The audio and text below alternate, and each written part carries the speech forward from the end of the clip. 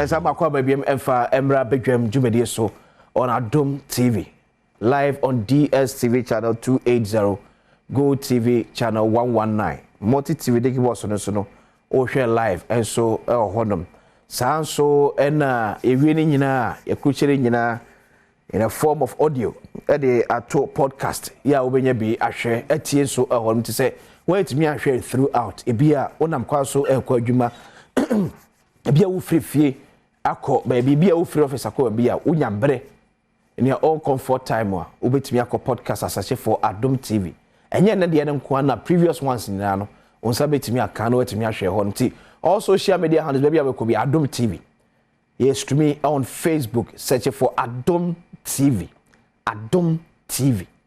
na e share streaming so ja comment ho sene no ye de beke kan sa so e de amount sa because ene mo nyina ena edi djumedemedi de akwesi insiasam no eka say Reverend Charles Owusu oye independent parliamentary candidate e won Kranza North constituency watrase so da enche Dr. Ochre Ankra and so oye political governance analyst as well can yes sir Reverend Bokode kwesi nyame da Roma yede nyame ase ahode ne wo ho di na kse nkwaso e wo ho e fom te say ni da so ho efam de nyame adaroma se de maka no erade na dom de a na esan yo nyame pa okay enkunde wo mafa na madi nkunim kura dada on Kranza no enye nkunimdi a ye didi ahwahwa ye ho okay bale nkunimdi a ye di na ye nyina ye de yadwen akan bom na ya hwede ye betimi aye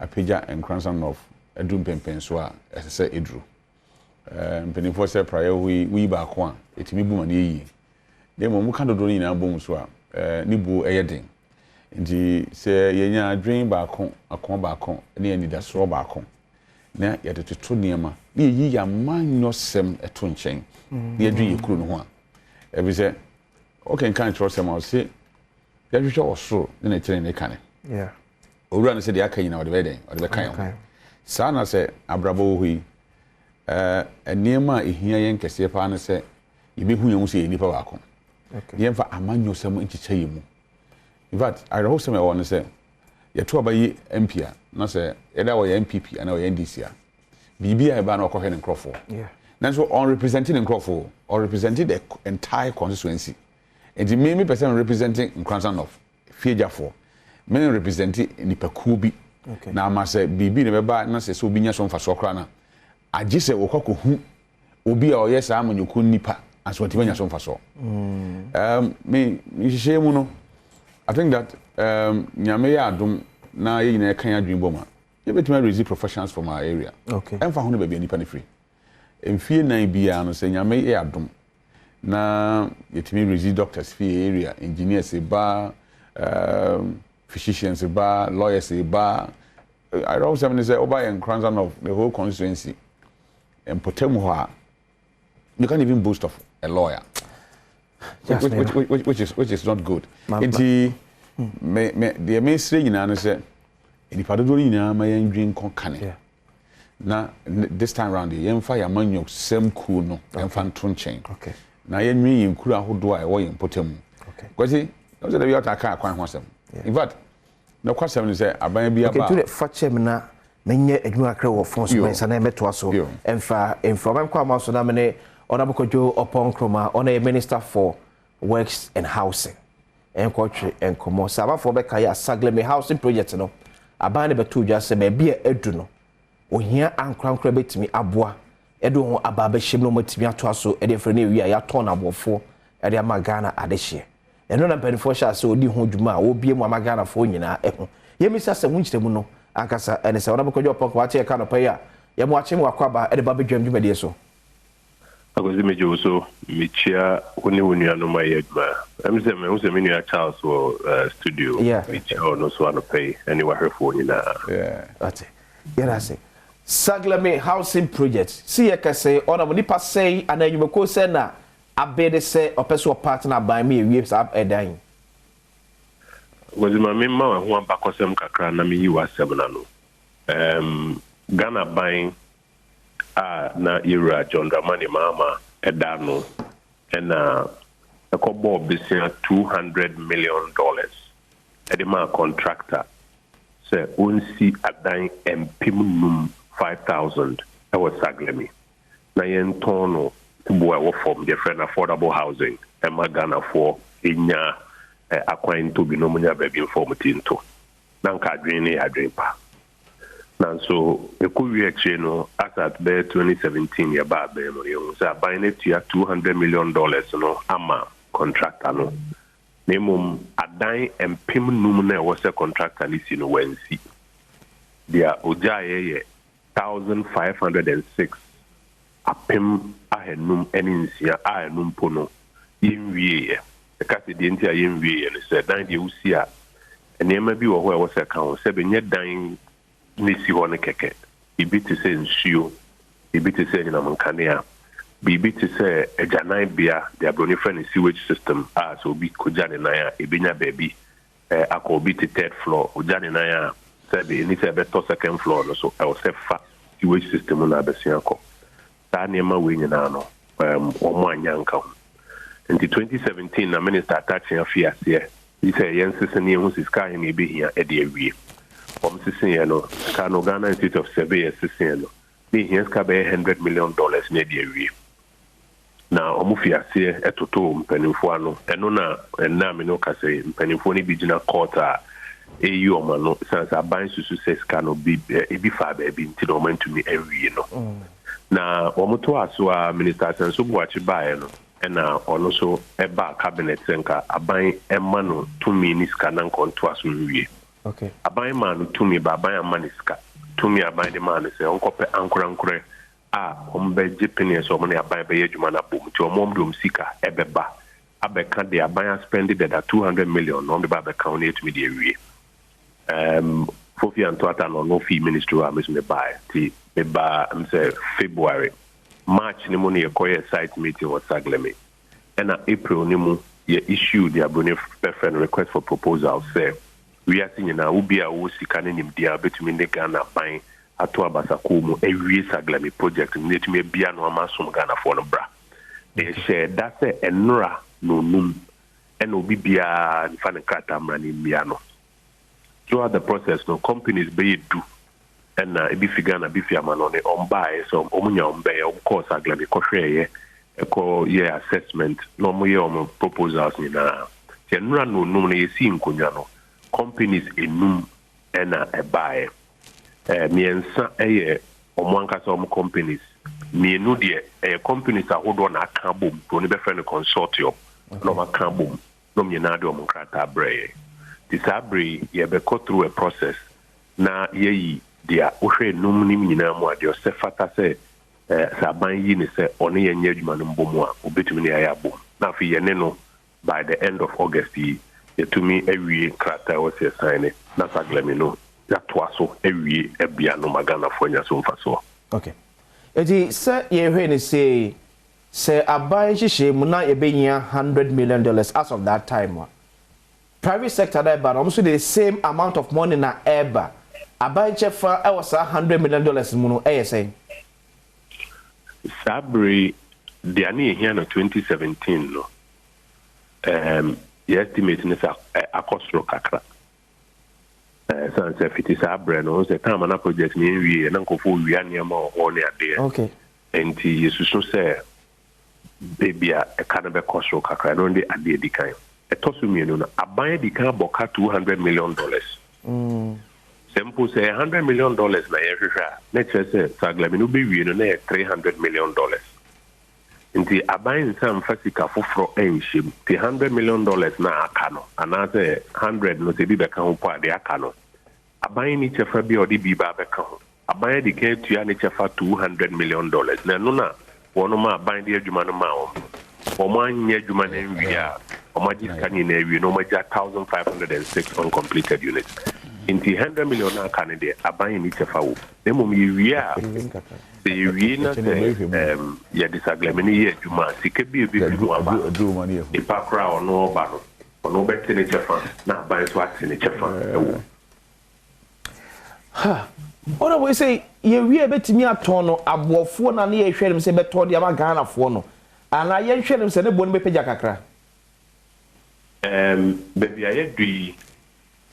Ye companies and 9 abroad accounting firms like a CNI or Muba Kona. Ye human version is that one can crack time na choose the preferred bidder and only they are going for the evaluation. Okay. On my evaluation report. My science was Bogana Yana Obase. Ye better transparency by year you in crack 10 more and Ryan Sakai in the best to internet also. The best publish 5 bits mean I have published evaluation report. Now you are near any power by preferred bidder, no, you're in a negotiation. You need to add one is a baby.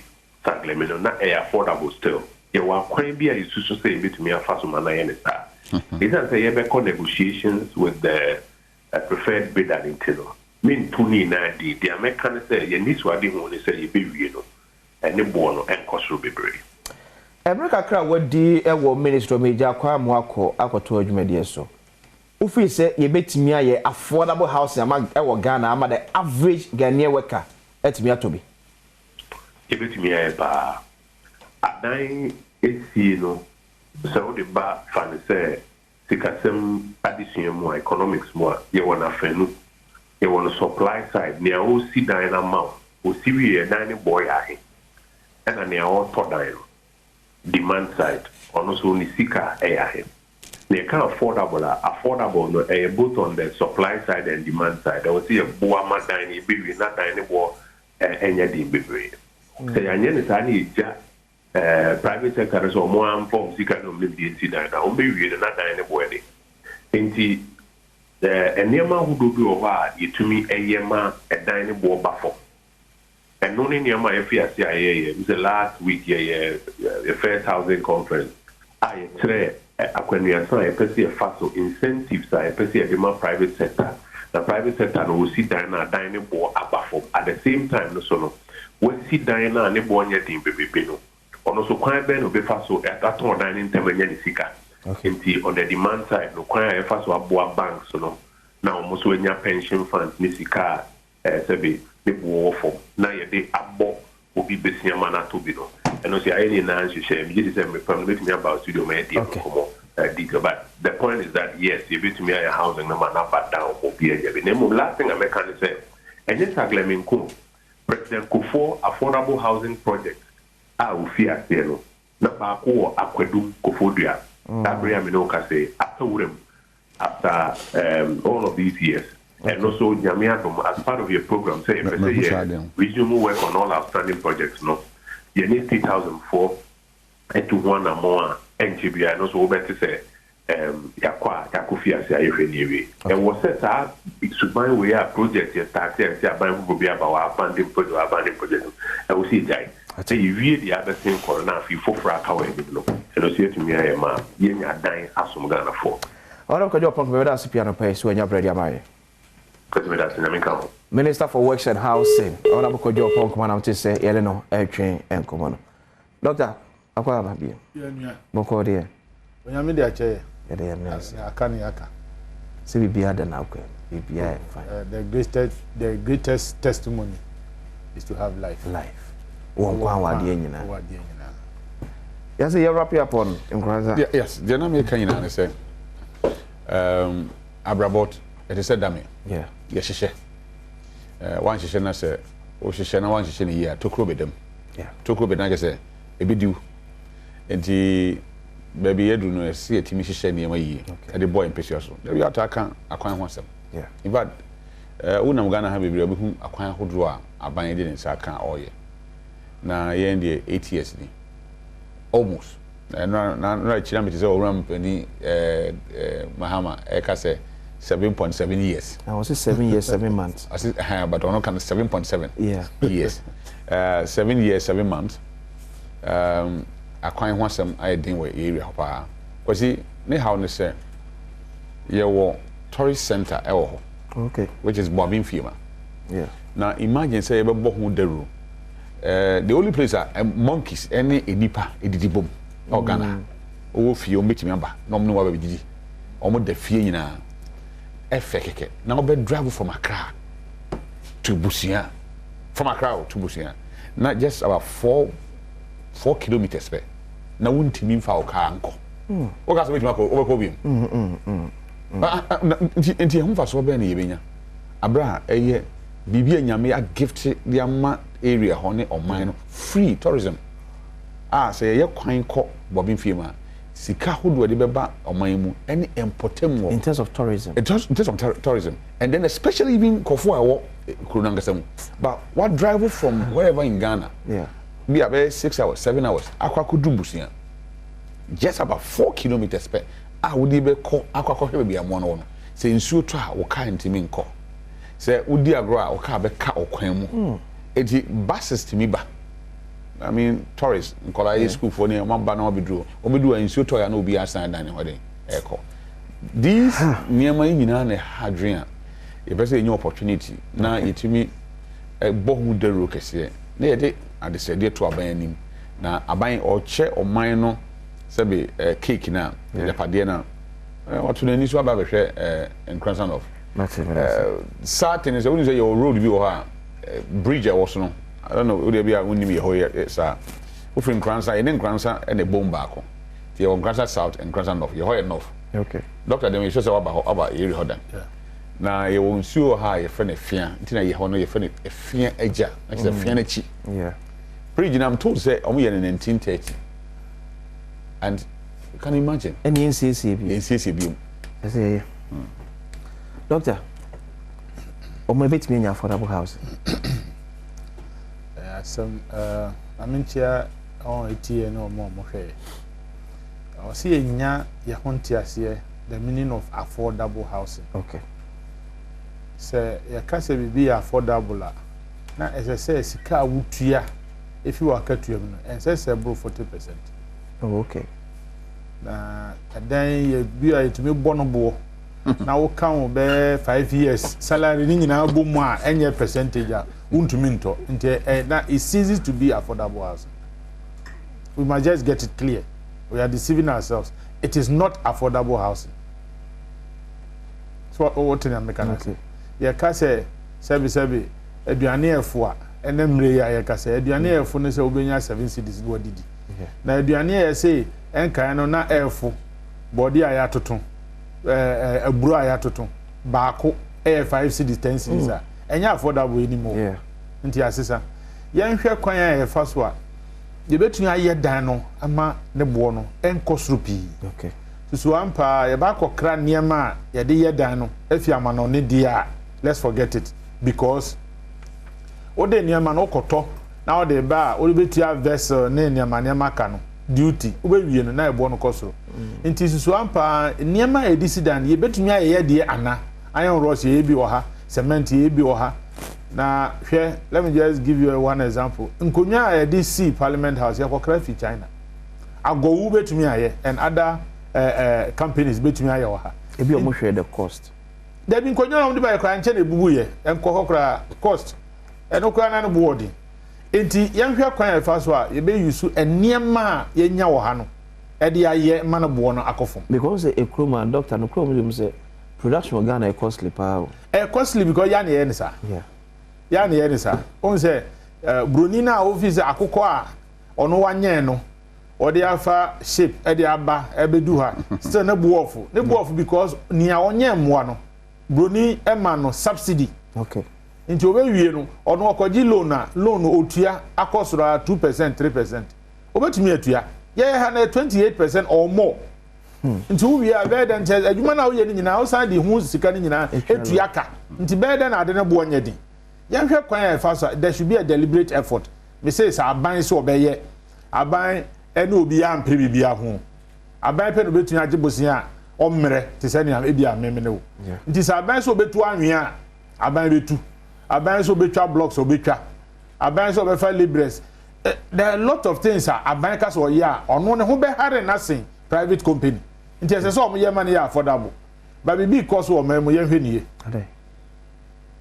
ya wadan a ya trotro ho wo kwan ho ene ba bia di newspaper matwitwa bi pictures okay ya trotro say starting from $75,000 80 na Ghana ye $80 oh sana ye wa ha nti ye mo journalist mo hwe ne saa keke ya hwe ne saa ya te Ghana ye $80 se ye tia school fees in dollars who say Dr. Bank of Ghana for the say 200 more. Bank of Ghana for nanga say Toby. Yes. Or nanga say your porter.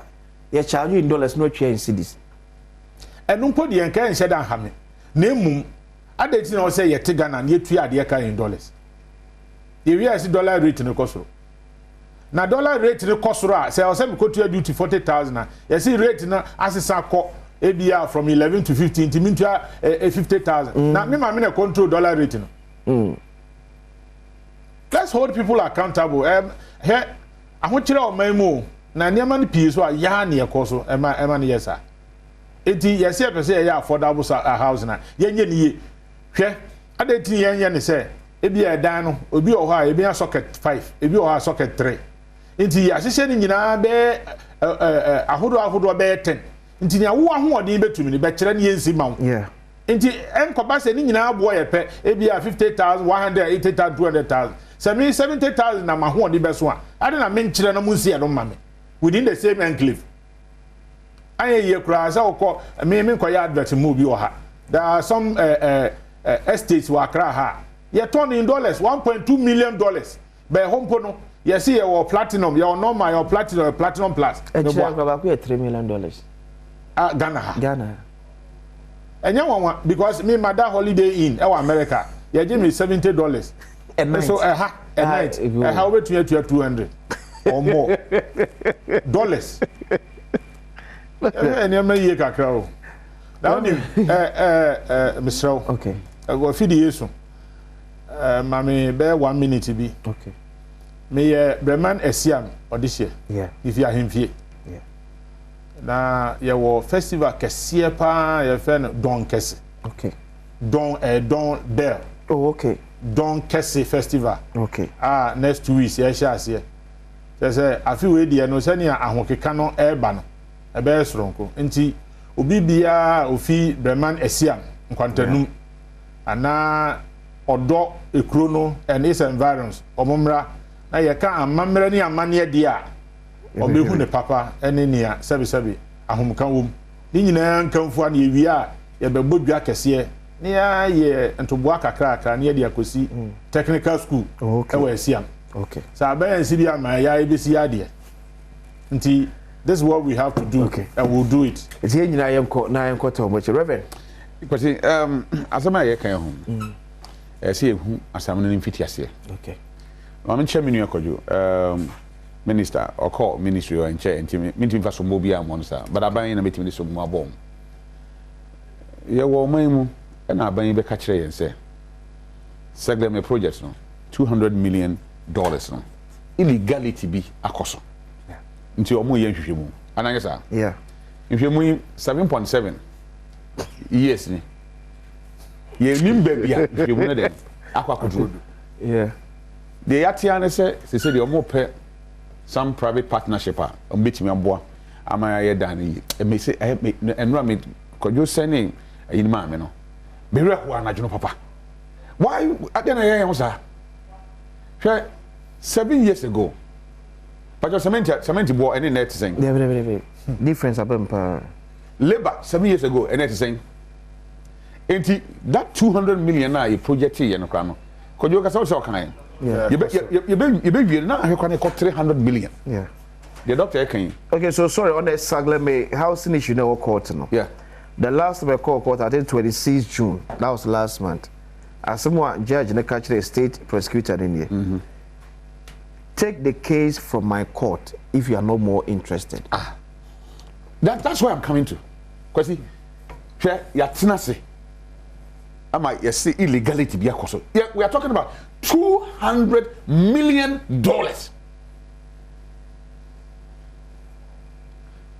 $200 million. Yatinasi for 7.5 years. 7 years, 7 months. And the judge catch her and say, the state is serious. Only case in free in the court. Yeah. And then you sabu you nearby a host to say. And then is on say, and near my year, but I say, yeah, diamond. As some were called to crown power, young partnership, if I could see dying. I don't know bonus. Tis a quadruple for that initiative, Yama. Etika $200 million aban kwaji bosia no. Ye hu ba wi fa ye hu dan no. Ade a yesi 5,000 1,500 penny yesi. Besi ne 7.7 years ni. Yentimi hu ba wi a sika no yentimi hu de si ye nti a 5,000 no akwa 1,500 ye nka ho asem. See oman yetimi odin pa ho. Na in fact only be for mo bankasa. Kwesi me no ka saying go to our various cells. Not prison. Cells. Na that why among shedan ko na munye that survey. Na mo hwɛ mrantie ne maba wan me bia omo akoka dwam amode that police cells. Na mo mi so obo cases a ede omo call cells you know no. And the kind of speed try because they say the wheel of justice no. Yeah. A grande slowly. Yeah. When it comes to political elite, when it comes to a sikafo, but only be for no there. They say you fanche me say you no Muslim for the yatire no say obi wu na say one shada nye prominence a e kusie na nyom to no content but the wo so a say ni kakra won say ni no say mo kwa na ye twim kakra na ye. That is what we have in this country. Say $200 million. $200 million. As of that time. The dollar was 4.2, so it would have been around 840 million Ghana cedis. Ghana cedi. Yes, you see a dime. That's 8.4 billion. Yes. Scan. We see, you can't emphasis here 5,000 affordable housing. Yeah. But on by now, I know you see 1,506. Sikabi asuni ho. I've said it, and Kojo can't say me every day. If Omunyina de be adwuma, because aban omo na yesa ni ma no. MPP Owurako 4 time. Your project you another buy no be complete. Yeah. Your project Mills Mahama time anke bitima a complete ansia ye foforo aka ho. Aban ye ni na no complete. Makwa kohwe de wo Kofodia no. Okay. Makwa ewuram oman sika ye tete to a ye se ni sika ye si dan no jag wum and I na sabi yenya minister waba ho a ofi say now that or partner with private sector now dan ye betima ye ho adwuma den amna yi me fi say adu ba bia na doctor can say Mr. Ban timi ya de bia banya Ghana ban I'm telling you nya Ghana ban ade bia Ghana ban be sha ase bia owie na owie so e ho wasem these housing projects you know. Yeah. Government adwuma so ya na say making sure the environment for business very conducive. Na private sector bitime den anya kwan aye adwuma no because they believe in that the private sector bitime aye adwuma no. And because you can me share nin some kind of founder or can omitime mom tax incentives ahodo any omni asase wurafo ahodo be kasa ebe boama investors na mbeso mu sidan privately na omitime aboy si adan hodo be affordable ama omamufo etima ayibi if he says doc that is the way to go but say aban imagine Kolebu Konfanoche all these teaching hospitals utimi ko na tap kora nya adwuma obetima ko na in big common thing be say utimi anya ayarehwemu won send to me in private hospitals no continue to expand are we saying facilities are buying taking charge of some of these facilities no abeye that incompetent say abuying to me manage or no ankasa any because for me to send a snit hotels as much now abuying here when abuying nipa no kwesi anana metie organized labor for at the company or mo sister station back and wo ka say hotel here Alisa Hotel. Yeah. Yes, Alisa Hotel. Also my bay branch proud Tema. Tema, yeah. Now call Tema now here's the host boomia. On no fees a management asem. When him I host me go has say Senate Hotel see. Yeah. Sense nyinya me na boa yen Ghana ni e na toshes no wom. And kwa ho abaye asema. Senka yenu na mafrɛ amon ni bi na beto ya. On kofa workers fi ba bia o. Same workers now. Omo ye adwuma ma aban omo ba aban ka ewie duane kofie e de omo nkrofo koda hotel omo ntua ka yi bibia no sa ne mani na be sizi Now the same because any profitable anka you penny no. $61 million. That be if hotel no. Say enye na entimi mwayen entimi maye nyamfa so a. Ono a wokwakoto no woto akoto atwene. Ana woto akoyeren. Oto a onim so obenya profit ntina. Not invest e aban na AD animu dia. Obi o emu adwuma bia. It's sad. Nti me who ni say nti ameka say as say you tena se asoman na ye ka kire won say government operating businesses ni hu na no and what state no ye mo ma ankrenkre na ewo oman ni mu no entumi nye nyuma hodo na aban mfa support we emfa ma won na hwe multimedia join kwa na bayo I think 90 that'll be 95 96 and then all can radio one summer yet in Ghana in Africa untimin kasamfa radio stations broadcasting radio stations I'll be multimedia every run by one person I will have vision now or yeah not say look at how many people are around this shift if you tell say if you member name in your bio to nipa miensa na take camera back when echi I'm telling you go to GBC a quick one to GBC one you be na mo wo anamboa me no so me adwen GBC and so more run at lost is a kakra o say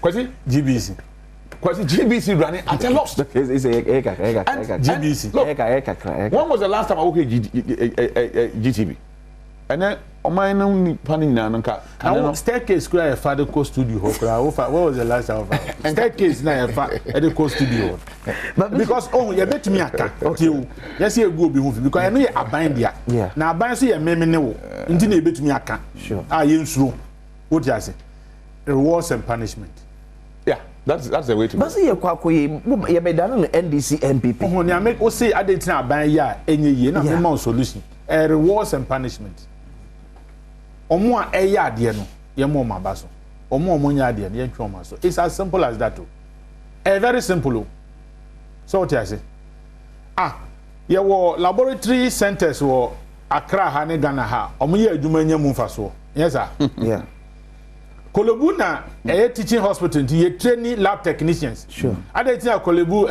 lab no most of test na also omo ye no mutumi ye okwa na ya kire upia bonten ho a container no nya ba ku no nya ne toso miensa no adatina nipa no o kire wa kire particular one akom o interest o yeah let's speak the truth we know we are secret why do they run their own down because madam you are free yeah here Tantra Hill Hospital the same scan onya no or the year expansion the same scan onya ho no or the year or top machines eka ho na Kolebu ya baby a say ko mutumi nyeska di bi ko ma ban so fanko bi hospital baby for so be ko na elevator e wo maternity ward enya adwuma o me sure so akọ Kolebu akọ ho say okoja ya reheda na ye kase ko fa dwon so bra wo be wura washroom ho dwon so ne ma emma esan say nia ese so hwe ma ye clean ho no enya na sep Dubai airport omo clean ho washroom no e ho omo office ni washroom ho ndi se wo be hwe me ho abon ho na ate uni akonya abonten o what washroom ho na ate ndi wo be clean sa akopem me ho mmom ba de ha no nipa no wateke se wa cleaning so boa nsuo no de peten ho yemfa system ento ho se se so bi ye adwuma na wanya ye betwe na so me manya kwan akira ade o private school ma akira ade o public school private school no wa ma Mr. Oduro be ko no watwa ebo 8 no watwa ase no asan wa odi be ba ase nyina bosom so obetew we yemfa nko ba bia ye nya discussion wotew wo de kwan nso aban de uko wa nko usika beba edisi abrochire om say per hourly rate wo ye 4 hours e 2 hours so ye 1 hour enye na me of ayare me kotoje me ya na nsuo to ye dan wa excuses nko a let's begin to bite because here opa ye ne obetumi bia president kofo be si kumasi die yeah na ndisi ba reverend kan omo jae Atamos be start here NPP be omuso omu jai to ho say president Kufuor okotwa sword e wa amasa ma oba bi me boa ade na dada na ho ni nyina nka ohwe no onwie yes akotwa sword akosi fufuro na kokwanans ne ntai ya he a odi bi kwa anwan kokwanans ne ntai no e ya he na odi bi kwa anwan ye yisi kasa munye enti kakra na anka nyame ya Adom a yenya no anka yenhwe ne yenye ho adwuma ne yenye ne yie so but aya ne ye pe glory ukoye na uwi a ye kra project na ukoto aso uja ohoso a na ye na uja tu nwuram nti so what do? We must have a solution. National interest should be what guides us. National interest. And yes, I'm a party accept. Over president of America. Who answer na beba no? CIA and security agency na koye a shenya oba betem. You no decide you. Okay. You don't decide where you want to stay. But once Ghana, President Betty Aka say Metro Jubilee House and I'm Metro Nima. Metro Mifie, President Mahama not to the fee and sana what is happening? There's no order. What is American President BT baby that? What they catch him? Yes, so you go to the White House. And then I had the president decided a Hannah Metra, Hannah Mentana. There's no system, there's no structure. Now the most powerful president in the world is one vehicle. Yeah, president. It is not about this person who I personalize. No. President Bia Ghana Bia from 1992, President Bia no less than 3 vehicles to himself. Oh, you see Benz kakra, no, you see Lexus kakra, no, you see V8 Toyota kakra. We are not serious. Doc, we need a friend saying. Obia ko we are transformer, vehicles, tour. Ya obia no punishment. Inti a China then a chance I miss me who generator member. Could now cry. Ah, Nelson can be referee and come up beside Minia a Kojo, Minia. Vice President residence na isi room has it. Was a child uko fast. Oh no, uko police headquarters ona. Aka wuram. Esi wuram anka. Yes, let's see say the map the sitting vice president as official residence. Esi wuram. For the past 7.7 years. And I was saying que say okay see akokra gallopers BBC local government. Esi what proy. Na near 2 months. No, the second gallopers near you a ambulance no. And also pro. The ambulance is your the can watch me see the all court. And he you bet you woman so we no. After you be want to be kwakosi nkonya no. Na the corner twe woman so no. Na de na say. Mfa so bi amba so na me the rationale behind some kind of thinking be a penny for no eh. When you aban bi aba so a nya aban we nko a. Oba ye na project nyina ye jai. Aden say ye audit. Ye special audit. No, my special audit for 2 years. Abandoned was or how many years? 4 years. 4 years. And 2 years next, you know. I fear the Ebama Kwayama contractors because what committee with the contractors? Won't mean you finish them. And the Obabana cement here 100 cities. 2 years, Obabana cement the cover 300 cities. And the contract sum now. I said KB 1 million Ghana cedis. I said KB about 8 million Ghana cedis. Now I buy a and you buy one now a buyer pisika and you did not cancel me actually a country budget crying here budget support otherwise you need to your budget you hear budget support na kanya sanka some phone crofobity chroma and say LGBTQ plus it is because of the budget support you hear free obi cruise e dey abe so bibi so entina na mo de bibi share ye kon but meaning what is happening that are buying opposition. So they know in President Mahama asemi. Utia. Toasumum.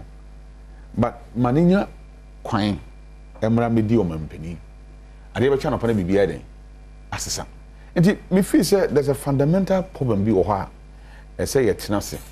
Na one dog kind reward and punishment.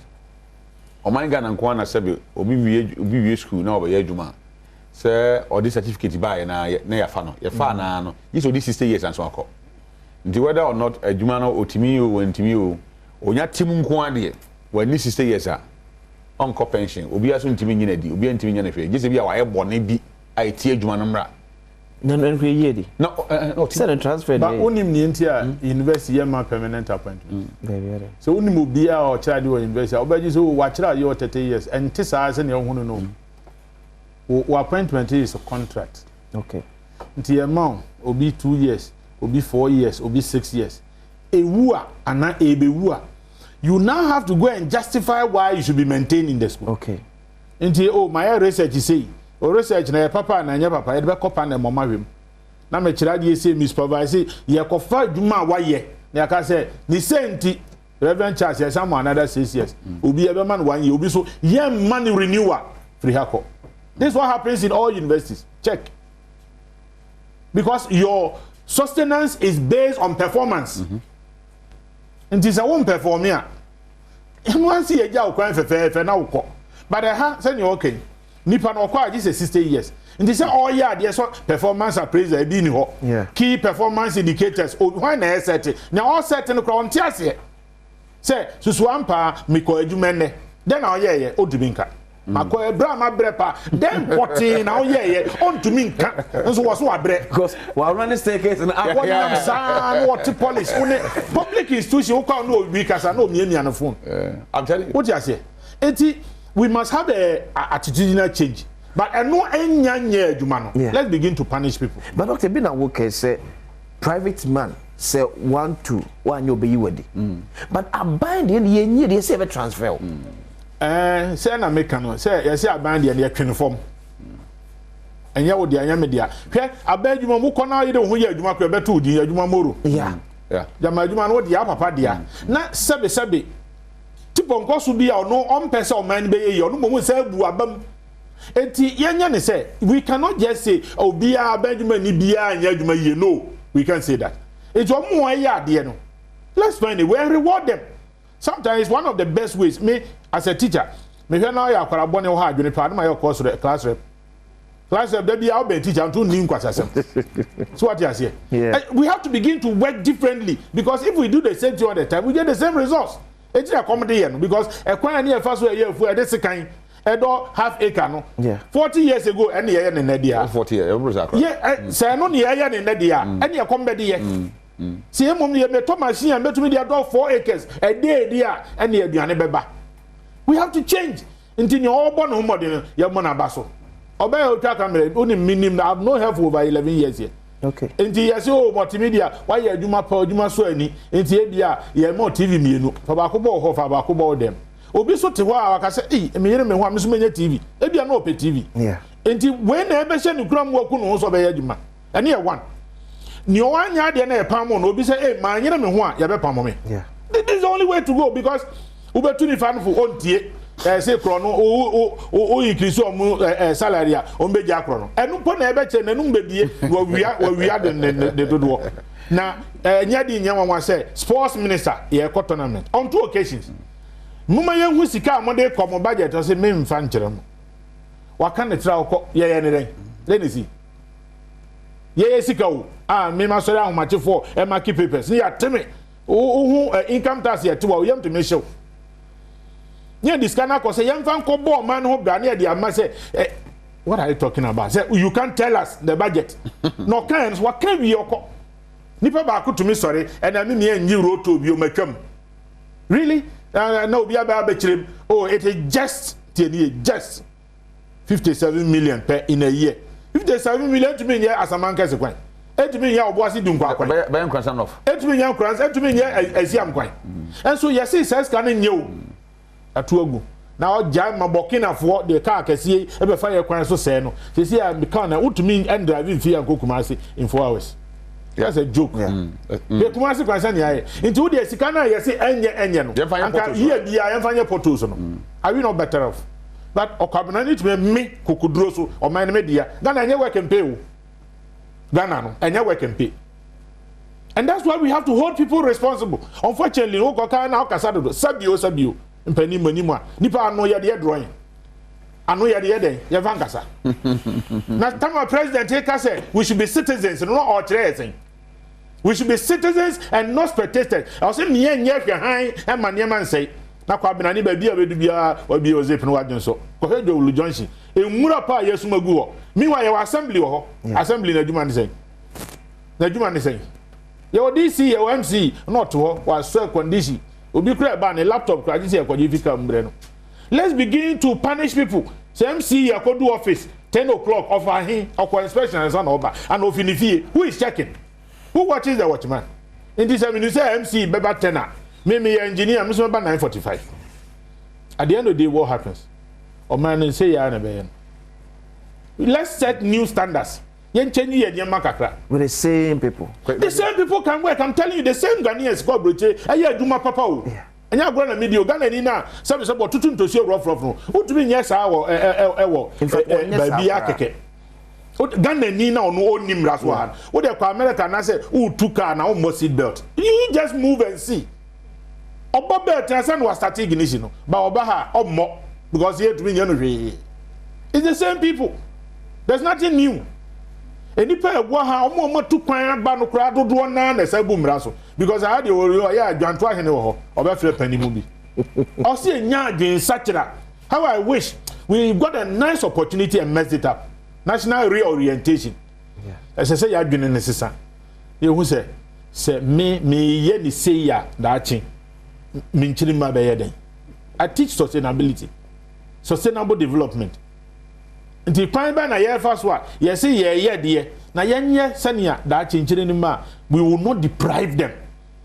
Nti si ye si dan no to aso 20 ana ye de ye beja asase bi atwa da che betumi ye playground mahu abrose to aso 10 ye garden e wona pampa ma ye dua tomatoes e wo China me gina ho bi de chada ko gina ho ta picture abrosan yo na pampa me de anwe agu e dua tomatoes e ha nya me ncha de be bia grain beto bi efifi agro no obi anu ya to ho e be fifi enyini anipa e be bu akowe da onu ya bi because okowia ya nya no hwe no punishment.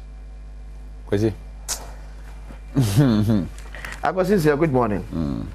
Although Kojo Pokuma has a way to dodge questions, he would never answer straight, although he's a good minister.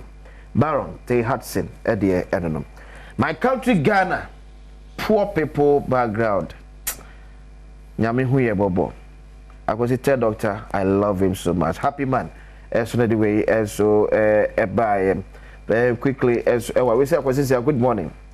I think that the government sector needs to employ the private monitoring team to go through government agencies and report all wrongdoing for sanctions. Thank you. Leaving it to the politicians to correct their own politicians will not work. What's one? Samson, Kwati, and also Edway by Reverend. Kwesi, Majidi say, as I say, your shares your fee, I say. I say, society na kwa bibi say, obi koya abanye juma. Na obana se wantimi anya bibi kese bi amfiri mama ehwe kwanya yemfa so ye treaty sa enipa kro society no said etie ibi nyame fie kra oba most of the churches preferences heading ewum na me tie abrante e friend no this on fan chemi abrante short guy or ye Kumawood double no double ba ko Don later. Now, I mean, so as I visited church, but my own because a short video, and I can't into on class sorry beam. If we say, or class sorry, no, do I can say, come on, call Sunday school. Because you're sharing a tintin near the judge. That is how I Ghana acquire a society. No, Uni be or one. What call be office cry? Sabi. We engage nipa oto no or show na wa ma answer what ma to cheek bi ama wa ankasa na wo ti be hwedam wo kokra wo nyina hokra the way you treat enkofo nti all these things na no influence nipa onye ba bi gina na dwene say man hwe na ma anya ne ma yi ando to yi ampa ba bi enu machi a ahwe o kina no me fie adwom kra na e de na de because kwasi teacher ni a o twansuo nurse ni a otwa nsuo university lecturer te classroom chire nipa de amuna ba be leader aba be di o man so sabe du ba bia no moko for research allowance nurse ni cross nsuo a ye wo no kra be yote bi kra gata nsuo kra amfa hoda ti ne yemu hyehye no vaccination time dura ye cross nsuo koye wenyi ni hu na omne nyina no or retire be say ne package a odi kofi e ye de be ya because ye ka say ko wura dwoma na doctor eken okay na ketua ne betima man be 100,000 cities worth of a building yenya company ama na dan yenya banks a obetima apoki your car through the bank obe issue obetua no kakra kopim say e bia na djuma kra den obejai and within maybe you man range 10 years a year or be ya in fact adwen bi kra na adwen no sabi enye sade aya na atie no but look yemfa your workers no yemfa enti akwa say each one for himself and the government is for all of us enti okwa adwuma adwene a ode ko nyina ne say menye bibie ne ebefie hwe meta hwe other countries near yi kro vetting we call vetting na hemfo beba bi na busia pani beba bi na sorry so for beba bi obia beba bi na ka so beta wachi kwa beta wachi kwa ni mani bi wa esisi no e society no na ma criticize no when I say amana ban say oh so when dem fa che aba you say the ACM or other jumede bi o say to so after ola but so one second pass talk about okay look o man mu ni ehuni okay ahuni die ye bibia sabi I don't know e hia say bobo da wuro ho anso wadi ehuni you know e to ne emagu kwan so na de me shikura kese esa nkofo na enua na omode abobo ya afa bona okwa na sese ya na ojesu na okọ se anadwuna na omo yiegu ho wa ofa wa juice ka o omo yiegu kwan baby na omo kọ but I say enti how do you feel say teacher ni a aban afa no tuanaka na waji parent iska say oba na ye nso hwe na kwa copy answers dia brand man akọ o si echi netu. Happy birthday, M. Confirmer, Mrs. Stella Chumesi of Apollonia City. Also, happy birthday to Felicia Nana Safo, Wayfred.